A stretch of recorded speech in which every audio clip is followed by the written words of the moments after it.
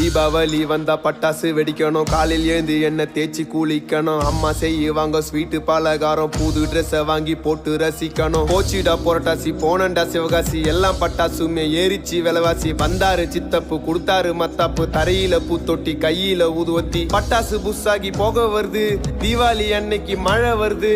Auto பாம friend கையில புடிச்சு வெடிச்சதுமே 2 விரலு போச்சு.